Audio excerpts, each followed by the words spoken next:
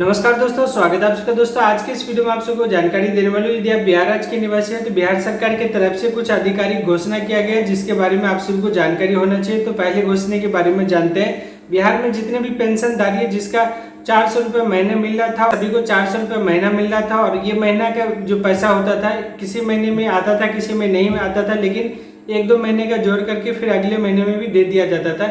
इसको सुधार करके अब जो जितने भी पेंशनधारी है सभी को जुलाई महीने के बाद से 1100 रुपये महीने का खाते में जाएगा। और इसके लिए एक डेट भी निर्धारित कर दिया गया, 10 तारीख के डेट में सभी महीने पैसा पहुंच जाएगा।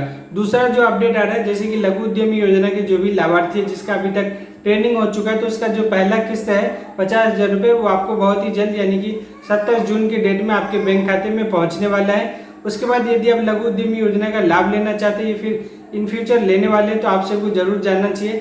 लघु उद्यमी योजना का जो शुरुआत किया गया है 2023 में बिहार में जातीय जनगणना करवाया गया था।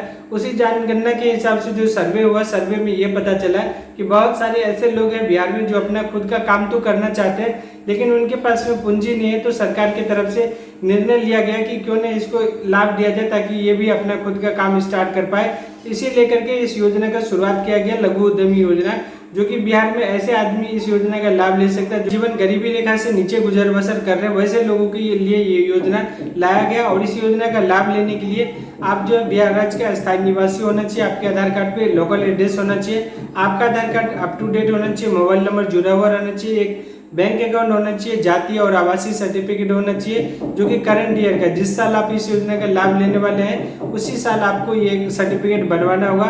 और सबसे जो मेन रोल होता है इसमें आय प्रमाण पत्र का होता है। आय प्रमाण पत्र आपका जो है 72,000 से नीचे का बनाना होगा, 72,000 सालाना।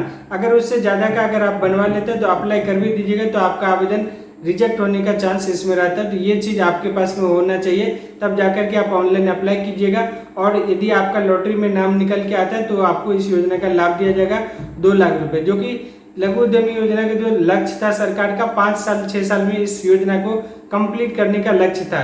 लेकिन अभी सरकार की तरफ से इस योजना के बारे में निर्णय लिया गया है कि जितने भी लघु उद्यमी योजना का लाभार्थी है जिनको इस योजना का लाभ दिया जाना चाहिए, उसके लिए जो अभी तक जो प्रोसेस होता था ऑनलाइन होता था। ऑनलाइन करने के बाद जितना भी इसमें आवेदन होता था एक लॉटरी सिस्टम के माध्यम से ऑनलाइन उसका सिलेक्शन किया जाता था। ऑनलाइन सिलेक्शन में जितने आदमी का नाम आता था फिर उसका जो डॉक्यूमेंट वेरीफाई किया जाता था ऑनलाइन।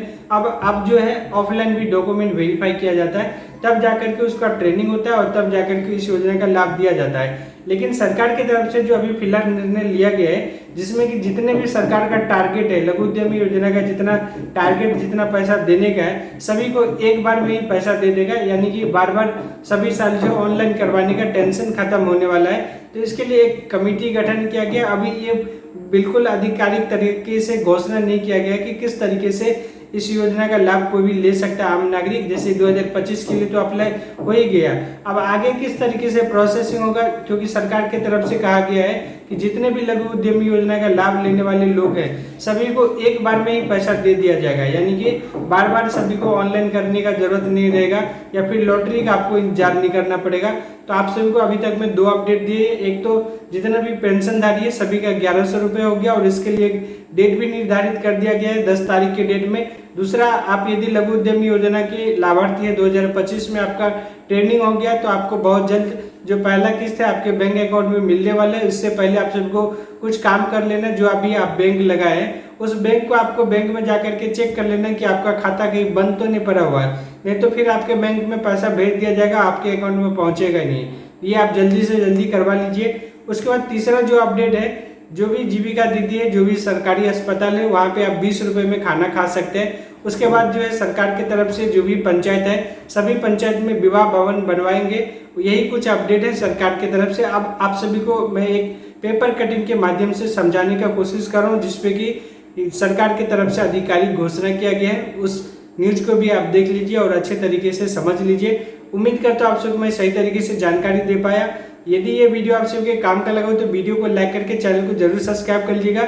इस वीडियो को अपने दोस्तों तक भी जरूर शेयर कीजिएगा। इस वीडियो में जो भी इन्फॉर्मेशन दिए रिलेटेड यानी कि इससे संबंधित अगर आप कुछ पूछना चाहते हैं तो आप हमें कमेंट कर सकते हैं। आपके कमेंट का पूरी तरीके से जवाब देने का कोशिश करूंगा। सरकार की तरफ से यदि आप अपना खुद का बिजनेस स्टार्ट करना चाहते हैं तो 3 योजनाएं चला जा रहा है। एक है उद्यमी योजना जिसमें कि आपको 10 लाख रुपए मिलता है। और सभी काम के लिए अलग अलग पैसा इसमें मिलता है। पहले जो होता था सभी काम के लिए एक ही अमाउंट फिक्स था 10 लाख, लेकिन अभी सब काम के लिए अलग अलग पैसा मिलता है। किसी में 7 लाख, किसी में 8 लाख, किसी में 10 लाख। मैक्सिमम अमाउंट इसमें अभी 10 लाख रखा गया है। और यदि आप इस योजना का लाभ लेने वाले हैं, लाभ लेना चाहते हैं, इस साल अभी जो है ऑनलाइन बाकी है, अभी जल्दी से जल्दी ऑनलाइन होने वाला है 1 से 2 महीने के अंदर में। तो आपको अपना जो डॉक्यूमेंट है वो तैयार करके रखना, जैसे कि पहला जाति हो गया, आवासीय हो गया, आय हो गया। तो यदि आप उद्यमी योजना का लाभ लेना चाहते हैं तो इसके लिए कोई भी नियम नहीं कि आपको कितने का आय प्रमाण पत्र बनाना है। आप नॉर्मल जो भी आय प्रमाण पत्र बनाते हो वो आपको काम में आ जाएगा। पहला चीज जाति आवासीय आय हो गया। दूसरा आपका एजुकेशन कम से कम 12th पास होना चाहिए, बैंक अकाउंट होना चाहिए, और ये पैन कार्ड होना चाहिए, आधार कार्ड होना चाहिए, आधार कार्ड में मोबाइल नंबर जुड़ा हुआ रहना चाहिए। अभी भी समय है, आप सब कुछ मैच कर लीजिए। जो भी आपका नाम है डॉक्यूमेंट में, यानी कि एजुकेशन डॉक्यूमेंट में सभी जगह पे आपका सेम नाम होना चाहिए। यदि किसी तरीके का आपको कुछ कंफ्यूजन है तो जल्दी से जल्दी आप बिहार बोर्ड ऑफिस में जाकर के आप अपना सुधार करवा लीजिए। और जैसे ऑनलाइन स्टार्ट होगा ऑनलाइन कीजिएगा।